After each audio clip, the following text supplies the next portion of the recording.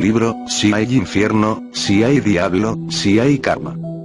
Mensaje de Navidad 1973-1974. Samael Aun Weor.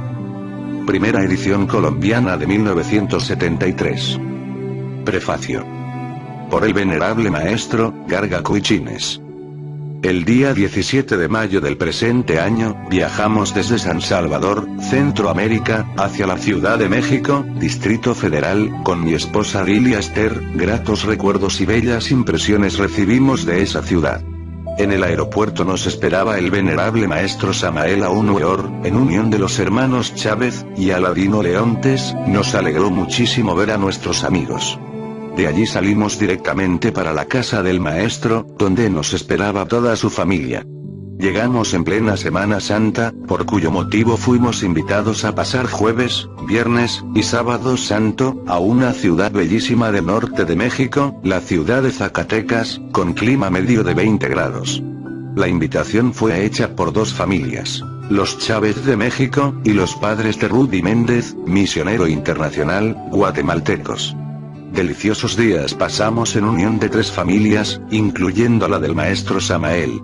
La visita a Zacatecas me traía gratos recuerdos de mi infancia, por la marcha Zacatecas, que desde muy niño me produjo grata impresión. La primera salida en dicha ciudad, se realizó a un sector comercial, que al verlo me produjo emoción e impresión.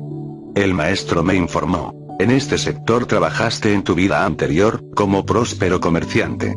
En esa ocasión te hablé de nuestra senda, pero jamás me pusiste atención, debido a tu vida entregada totalmente al comercio.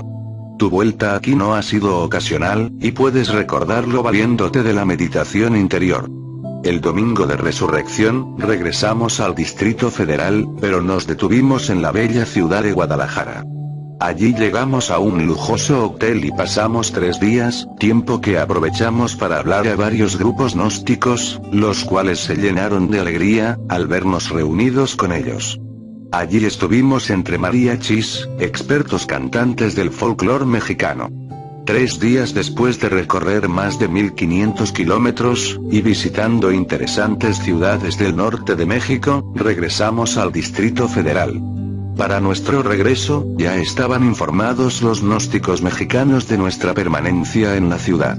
Al día siguiente de la llegada, entramos a trabajar en la parte esotérica con los grupos de segunda y tercera cámara.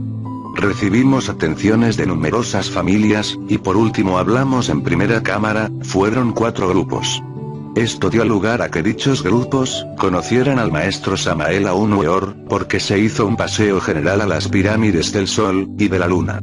Nos reunimos alrededor de 120 gnósticos en una suculenta comida, en un impresionante restaurante que se encuentra en las cavernas de la Tierra. Algo similar a las cavernas de las Salinas de Zipaquirá en Colombia. Duramos casi 2 meses en México, donde aclaramos con el maestro varios entuertos que se procesan dentro del movimiento gnóstico, sin que figuren en la enseñanza escrita.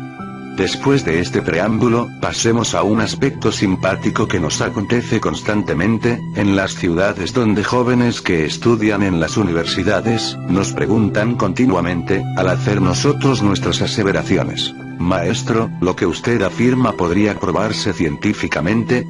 Para los estudiantes que en un futuro serán facultativos, se les enseña que todo aquello que sea sometido a prueba, en unos y otros lugares, por unas y otras personas, y da el mismo resultado, se acepta como científico.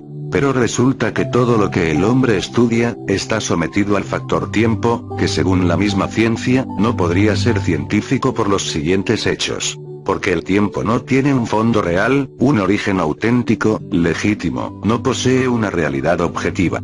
El materialismo afirma que las horas existen, porque las marca un instrumento, el reloj, pero resulta que este es hecho por el hombre. Si nos vamos a la lógica intelectiva o concreta, vemos: ¿podemos acaso agarrar las horas con las manos? ¿Guardarlas en un cofre o someterlas al laboratorio? ¿Saber de qué color es el tiempo? ¿Saber qué sabor tiene? ¿Se podrán someter acaso a la clasificación de los 5 sentidos? ¿De qué sustancia está hecho el tiempo? De manera, que si a los factores que se utilizan para catalogar los fenómenos, no se les puede dar el nombre de científico, a los resultados tampoco. Entonces, ¿en qué quedamos? Hechos. El hombre dominó el aire, e inventó los aviones que vuelan como los animales del aire. En esta era, el hombre dominará el éter, y entonces construirá instrumentos que se movilicen como los planetas, que giran sobre su eje, y que tienen movimientos de rotación y traslación. Para ese entonces, dirán los científicos de dicha época, qué tontos fueron nuestros abuelos. Cuando nosotros afirmamos que con nuestra energía creadora, simiente, creamos nuestros cuerpos existenciales o solares, es porque sabemos transformar esos cuerpos que tenemos, en forma potencial dentro de nosotros. Una vez conocidos, aprendemos a trabajar con ellos. En todas las obras de la ciencia gnóstica se habla sobre ello, y se dice cómo los engendramos, y cómo se manejan. Destrucción de los yoes, o indeseables. El maestro, al final del capítulo 5, da la fórmula para destruir el ego, y da dos fórmulas así. Mediante el trabajo consciente en nosotros mismos, y dentro de nosotros aquí y ahora. La segunda fórmula, cuando nos sumergimos como fracasados en los mundos infiernos, mediante la involución sumergida, pasando eternidades y espantosos sufrimientos. Sabemos que a los estudiantes y lectores, lo que les interesa es la primera fórmula. El maestro es sintético en su expresión, por ello ayudaremos al estudiantado. En capítulos precedentes, habla el maestro sobre los elementos inhumanos o indeseables, refiriéndose a los 7 pecados capitales de que habla la Iglesia Católica, sus derivados y similares, afirmando que ellos se encuentran en las 49 regiones de la mente, los cuales se encuentran así. Tenemos 7 cuerpos que se entrelazan unos con otros, esos cuerpos son físico, astral, mental, causal, voluntad, del alma, del espíritu, de modo que cada uno de estos cuerpos es séptuple, porque contiene parte de los otros. De manera que si multiplicamos, 7 por 7, da 49, que constituyen los niveles de la mente que tenemos en cada uno de esos cuerpos. Cada estudiante tiene un ser que conoce todas esas regiones, es nuestra Ram, o nuestra bendita madre particular. A ella nos toca dirigirnos para que destruya a nuestros indeseables, y los lance al abismo, utilizando el arcano AZF que ya se ha explicado en diferentes obras. Debemos adorar a la bendita madre, a nuestra Virgen María o Ram, de los gnósticos, ella nos ayuda ahora, y en la hora de la muerte de nuestros defectos. Solamente cuando llegamos al estado humano, formamos a esos indeseables, yoes satánicos, o el yo pluralizado que nos ata tanto a la materia. En los estados mineral, vegetal, y animal, no formamos yoes, estos se forman en el estado humano, debido al órgano cundartiguador de que dispuso el hombre en otros tiempos. Sufrimiento de la lujuria. En el capítulo 6, habla el maestro sobre el sufrimiento de los lujuriosos. Si cualquier estudiante gnóstico fuese a dar a una cárcel de este mundo, se dará cuenta cómo sufren los lujuriosos por falta de mujer, en cambio el gnóstico, como sabe transmutar sus energías creadoras en luz y fuego, no lo martiriza la abstención. Desde hace algunos años, los psicólogos, creyendo que la masturbación, el homosexualismo y el lesbianismo, tienen su origen en la falta de unión con las hembras, o con los varones, han determinado que en las cárceles, los penados tengan relaciones sexuales con sus cónyuges, y prolifera ahora un buen negocio, cuando mujeres de bajo fondo moral, van allí, y se prestan para unirse sexualmente con los penados. En el capítulo 7 se nos enseña que al agotar las 108 vidas, nos toca sumergirnos en los mundos infiernos, para que la esencia se libere, y la chispa divina, después de eternidades, se nos reincorpore nuevamente a la actividad, comenzando por el reino mineral, vegetal, animal, y humano, pero existen excepciones como lo podemos leer en dicho capítulo.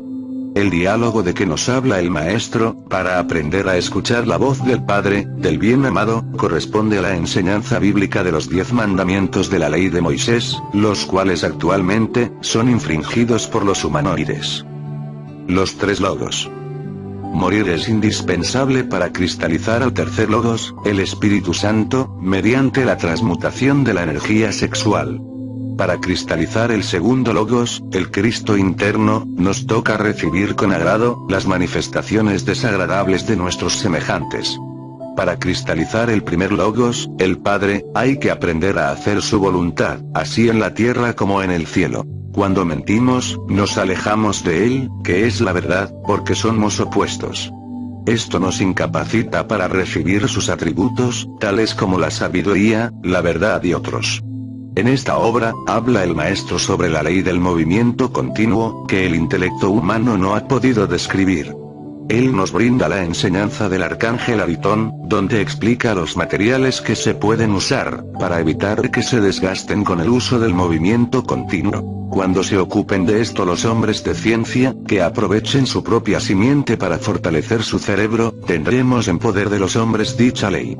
Las buenas obras hablan por el ser que las ejecuta, de las buenas intenciones nada queda. El infierno es la matriz del cielo. De la podredumbre nace lo bello. Lucifer nos da la luz cuando lo vencemos. La meditación sin sueño daña la mente y arruina el cerebro. La meditación sabiamente combinada con el sueño, se convierte en éxtasis. El divino daimón, es la reflexión del logos en nosotros. Es el iniciador en nosotros, este elemento ígneo, posee poderes extraordinarios. El dragón es nuestro entrenador psicológico. Él nos abre la puerta de la tentación para entrenarnos, para educarnos, solo así brotarán las virtudes del alma. ¿Dónde está pues la maldad de Lucifer, el hacedor de luz? Por algo dijo Giovanni Papini. Dios dijo que hay que amar al enemigo, entonces hay que sentir amor por el diablo. Sin tentación no hay virtud, solo el que posee virtudes, abandona la tentación. La historia dice que cuando Moisés bajó del monte Sinaí, después de haber recibido los mandamientos de la ley de Dios, los israelitas le dieron 2 rayos de luz en la cabeza, a manera del macho cabrío de Méndez. Este es el motivo por el cual Miguel Ángel, lo plasmó con 2 cuernos de luz, y la tradición al cincelarlo, los convierte en el mármol, como cuernos comunes y corrientes, y siempre saliendo de la cabeza. Resulta interesante que el macho cabrío, es el símbolo de la fuerza sexual del hombre. Para todos aquellos estudiantes y no estudiantes, que padezcan de impotencia, va la siguiente fórmula. Se pone a hervir en leche, los testículos del cabro, y se toma 3 veces al día, endulzando la leche con miel de abejas. Esta fórmula los hará volver a la potencia perdida.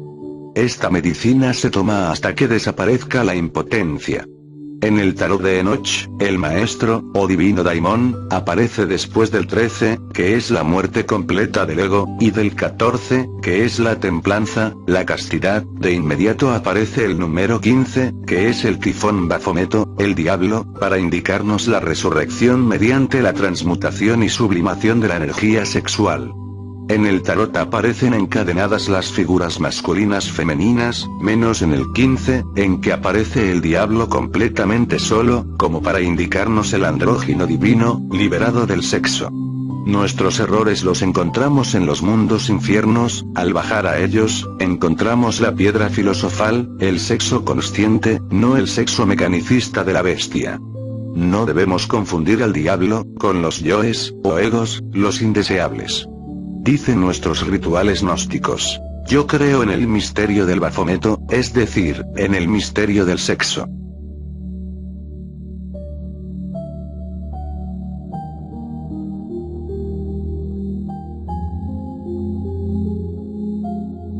Capítulo 1. El infierno. Pregunta. El infierno de fuego y llamas del que nos habla la religión católica, en los tiempos actuales ya no lo podemos admitir más que como una superstición religiosa, de acuerdo con los hombres de ciencia. ¿Es esto cierto, maestro? Respuesta. Distinguido caballero, permítaseme informarle que cualquier infierno de tipo religioso, es exclusivamente simbólico. No está de más en estos instantes recordar el infierno de hielo de los nórdicos, el infierno chino con todos sus suplicios amarillos, el infierno budista, el infierno maometano, o la isla infernal de los antiguos pobladores del país de Maralpleicie, cuya civilización hoy ya se oculta entre las arenas del desierto de Gobi.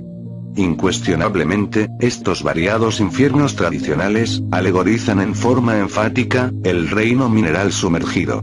Recuerde usted, buen amigo, que el Dante encontró a su Infernus entre las entrañas vivientes de la tierra. Léase la Divina Comedia.